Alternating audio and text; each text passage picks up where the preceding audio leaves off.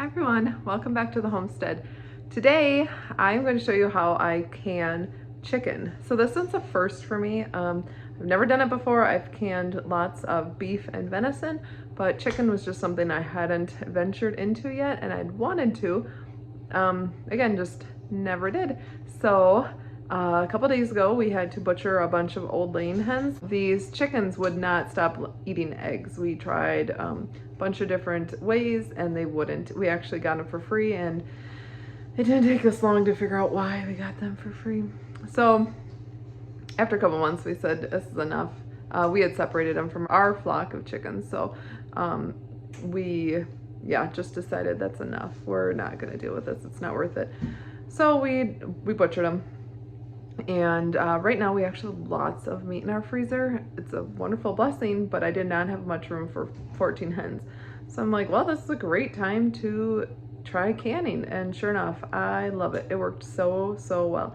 And by the way, it turns out those hens that we were told were still in, good laying age, yet had no eggs. So they were duds all around. They were ready for the freezer or the canning jar. Now, I did the raw pack method, which means you literally just put pieces of chicken in a jar, a clean, sterilized jar you can put salt in there if you want.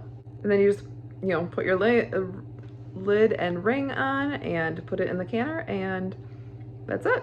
You don't need any juice or any liquid of any sort, which is kind of weird.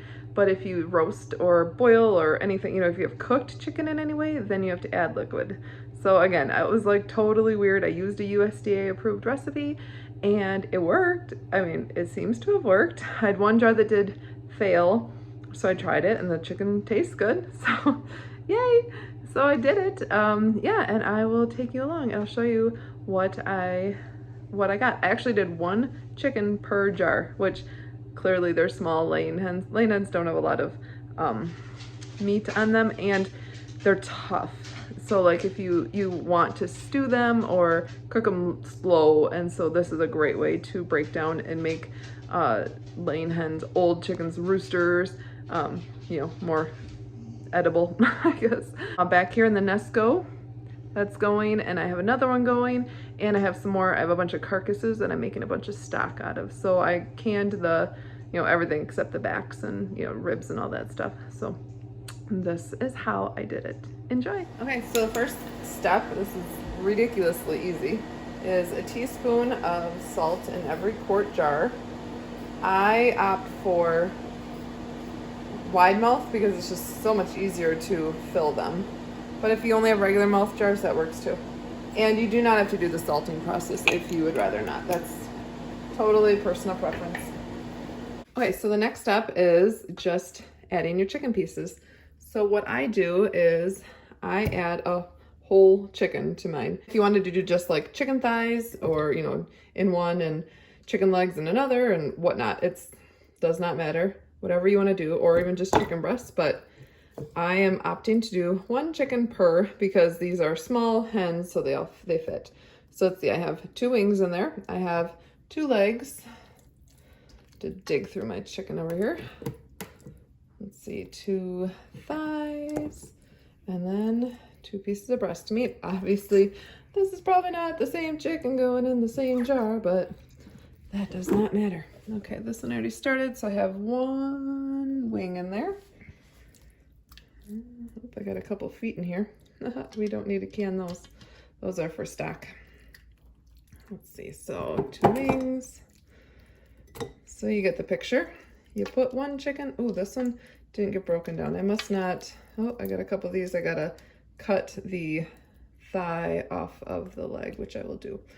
Now I can't talk and pay attention to what I'm doing at the same time. Let's see, I got 2 wings. I got 1 thigh, 1 leg. I always, I find that putting the breast meat in last works best. It all fits the best. I need another leg. Where's another leg? Here's another leg. So I'm going to quick break down these pieces. Just have to cut it right at the joint there and finish filling up these jars.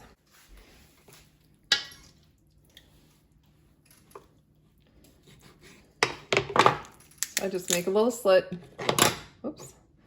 pull it apart until the joint is exposed, and then cut.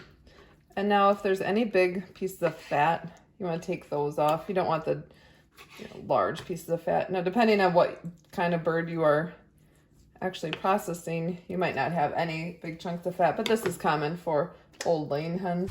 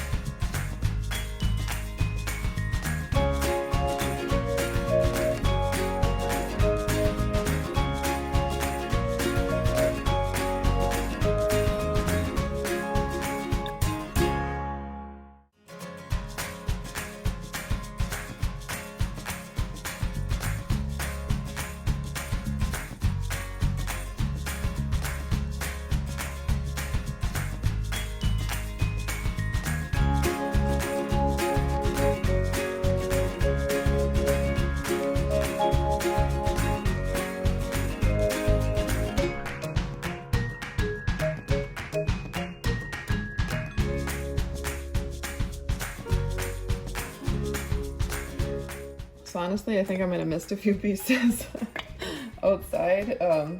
We have them in a cooler in cold water after we butchered them. I'm missing a wing, so I think I missed a wing out in the cooler. That's okay. I will just throw it in with the stock.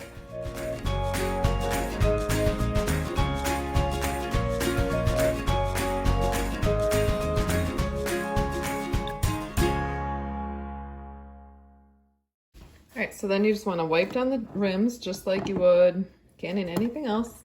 Clearly I'm going to be disinfecting around here, but the outside of the jars, even if they got, a little bit of chicken juice on them, it's okay because they're going in a pressure canner, so they will be definitely nice and sanitary by the time they're out. And I've been washing my hands frequently. I cut out that part. So that's just going to be the biggest thing with this is obviously you're working with raw chicken. So use sanitary practices. Go all the lids. And these lids, nowadays you don't need to like warm up your lids at all. Well, the newer, if you have any old lids, you do. You have to soften the seal, but the new ones you don't. These ones are wet because these actually came from someone who did some crafts, and so she needed the rings and not the lids. So these weren't like from a box. So I always just sanitize them before I use these particular ones. Rings. Tighten the fingertip tight, and you'll notice it's the weirdest thing. You don't add water. It makes me, I honest to goodness checked the recipe like 10 times because I was like, are you sure? Are you sure? And I used a USDA recipe.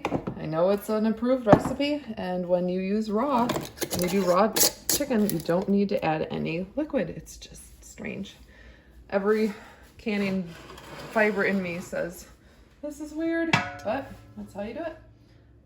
Okay, and into the pressure canner.